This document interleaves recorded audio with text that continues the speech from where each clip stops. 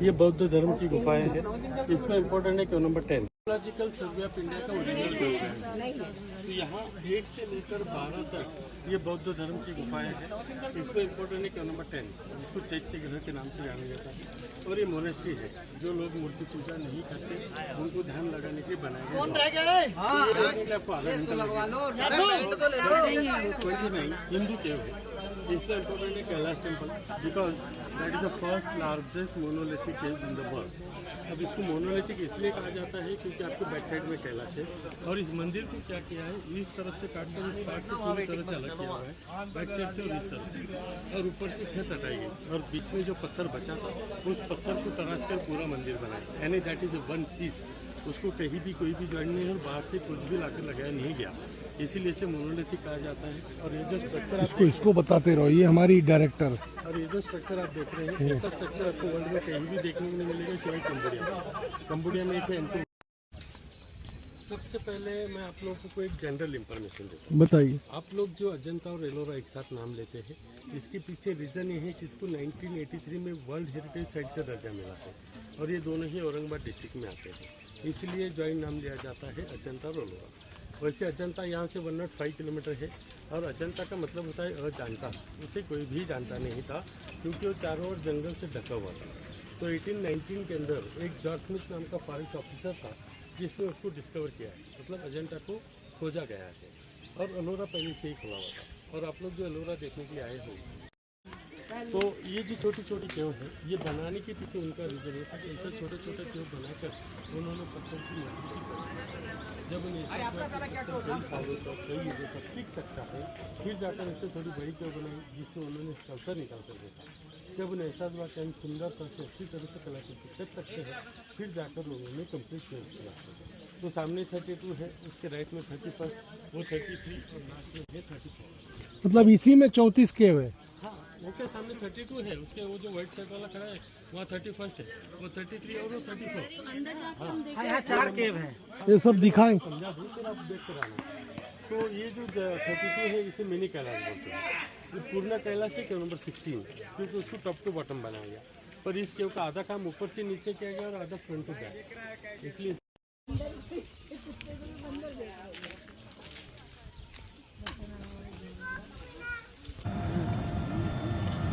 हाँ यस।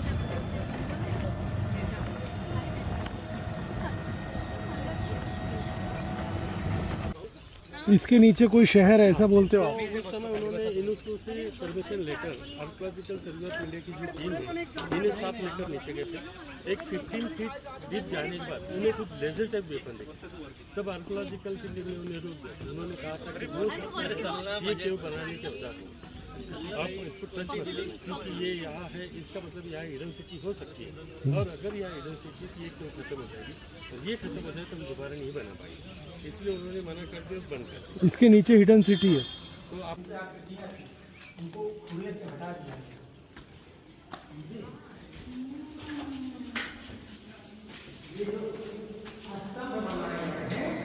इन सब पे आके बनाए गए 4 स्तंभ मनुष्य के जीवन के 4 स्तंभ होते हैं ना, उनके लिए बालावस्था, युवावस्था और वृद्धावस्था, 4 अवस्थाएं होती हैं चारों में। हर मंदिर में मैक्सिमम 4।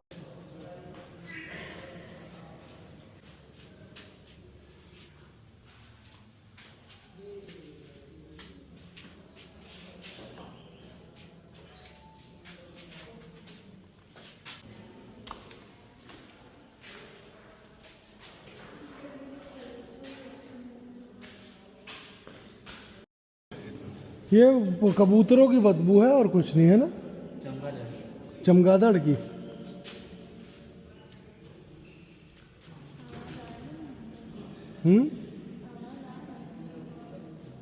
चमगादड़ की स्मेल है, उसके यूरिन में यूरिया बहुत ज़्यादा होता है, मैथिन। अच्छा, मैथिन गैस बहुत ज़्यादा होती है, उसी की बदबू। इसमें चमगादड़ है। चमगादड़ बहुत साल जीते हैं ना। अंदर अंधेरा हमेशा बना रहता है, नेचुरल लाइट जलती है, यहाँ पे लाइटिंग नहीं की गई, आपने ये नहीं देखी। नहीं तो इसमें चमगादड़ है अभी। हाँ है ना।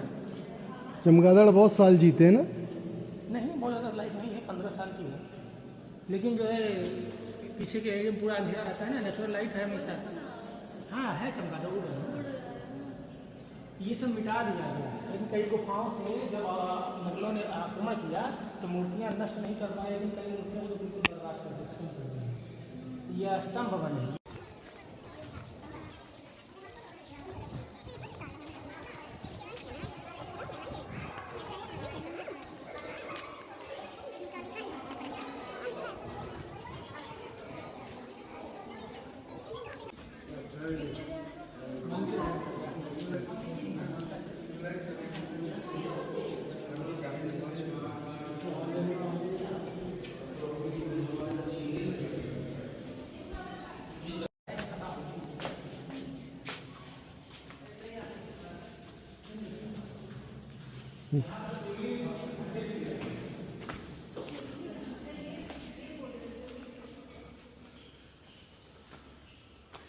ऊपर इतना अच्छा है यार।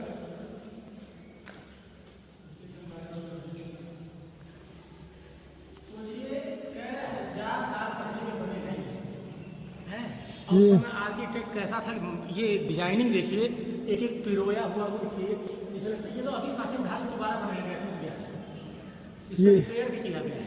ये जैनों का है, समझ गए। अलग अलग राजा जब आए तो उन्होंने उसमें मॉडिफिकेशन किया मंदिरों में।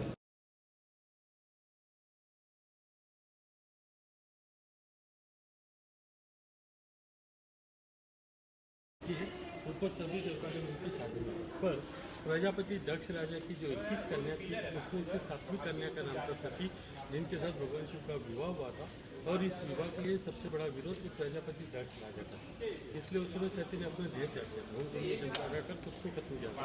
फिर उन्होंने जब इंकारनेशन लिया तो हिमपुत्री बनकर जन्म लिया था, तब उनका नाम था पार्वती, उनकी माँ का नाम था मायावती, और उनसे ऐसे लेफ्ट साइड से डाला।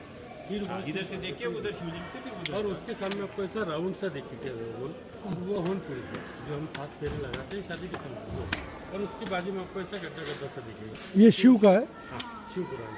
तो वो शिव पार्वती का मनपसंद खेल है, जिसे हम लोग चौपट, लूडो या सारी शिव की शादी यहाँ हुई थी, ऐसा दिखाया है। ये धर्म प्रचार बताया गया धर्म के लिए। और एग्जैक्ट उसके सामने और इसके बाजू में जो है, तो हिंदू धर्म के अंदर एक प्रथा होती है, शादी के समय हाथ में एक धागा बांधा जाता है, जैसे कंकन बोलते हैं। उनके हाथों में देखिए ऊपर से और वहाँ उनको कमर के पास रखा जाता है, वो ब्लड जमीन से नहीं गिरना चाहिए, इसे बाउल में सेव कर देते हैं। और ये माता पार्वती है जो कुछ अवस्था में इस युग का क्या हुआ, इसी का दूसरा पार्ट इसके उत्तर पे, वहाँ पर उसके 2 लेग अलग करके एसोसिएट फेंकते हैं, पास में जुड़ के लिखा होता है। और सामने जो है वो लंबोदर है, यानी गणेश जी जो माता पार्वती ने जो गणेश बनाए थे और उन्हें आज्ञा दी थी कि जब तक मैं काम करके बाहर ना जाऊँ किसी को असर नहीं दिखेगा, वो गणेश वहाँ पर। और उसके बाद जब आप अगर कहीं भी आप गणेश जी की मूर्ति देखते हैं तो गजमुख देखते हैं, पर उसके पहले की जो मूर्ति वहाँ है जिन्हें कोई लंबोदर या बाल गणेश भी कहते हैं, वो कमल के फूल पर आपको बैठे होता है। और बीच में जो शिवलिंग है, ऐसे ही शिवलिंग को पशुपतिनाथ में होता है, जो नेपाल में हम केदारनाथ होती है, पर यहाँ प्रदक्षिण नहीं किया। वैसे किसी भी शिवलिंग को पूर्ण प्रदक्षिण नहीं मारते, और क्योंकि हम जो जलाभिषेक करते हैं जो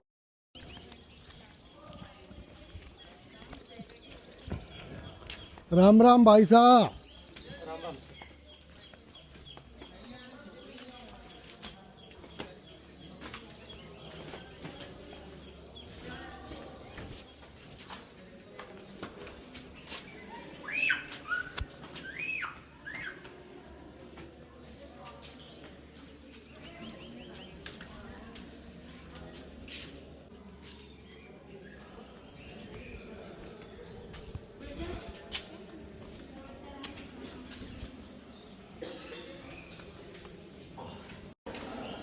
हाँ चलो आगे चलो।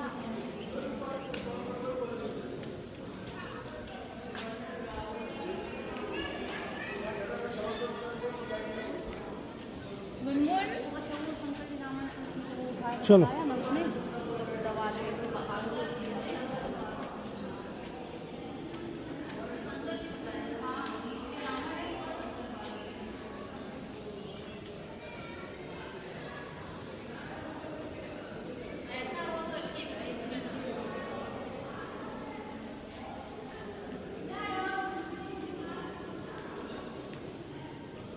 ओम नमः शिवाय। चप्पल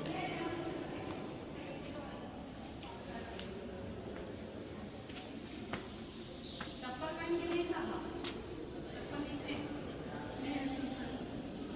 चप्पल पहन के नहीं जाना, ये चप्पल पहन के नहीं ना।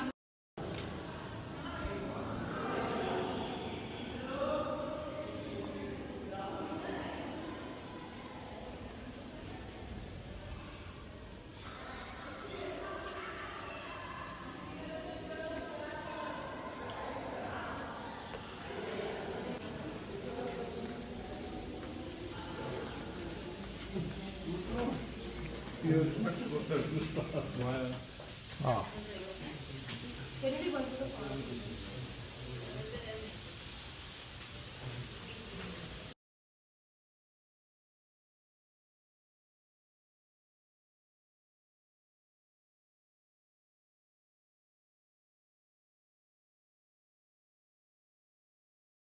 Largest monolithic caves in the world.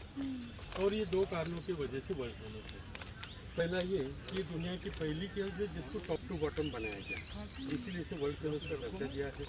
और इसकी दूसरी वजह ये है कि यहाँ से 1 किलोमीटर दूरी पर एक ज्योतिर्लिंग टेम्पल है घृष्णेश्वर, उसके अंदर जो शिवलिंग है उनका मुख ईस्ट बाजू है, पूर्व दिशा में, और उसी के स्ट्रेट लाइन में ही शिवलिंग बनाया गया, इसकी विशेषता है।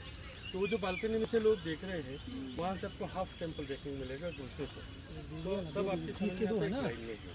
और जैसे आप प्रवेश द्वार में खड़े होते हो सामने आपको गजलक्ष्मी, दो हाथी अपने सूंड में खड़े, छोड़ दो, कुछ काम का नहीं, उतने में पेट नहीं भरेगा। लक्ष्मी की पूजा हम दीपावली के समय करते हैं, वो लक्ष्मी वहाँ विराजमान है।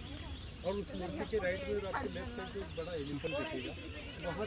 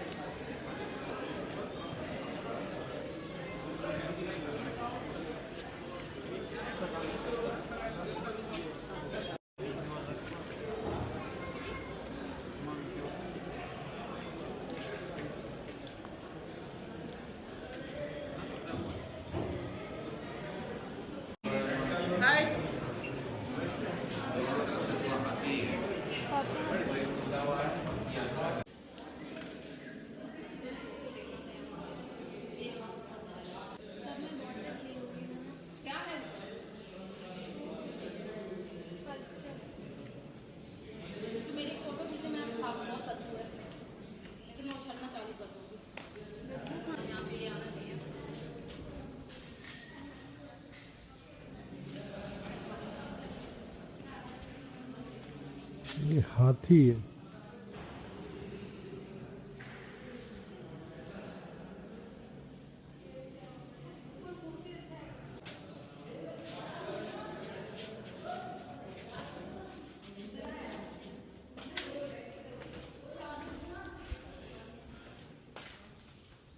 ये स्तंभ है, ये देख लो क्या है इधर।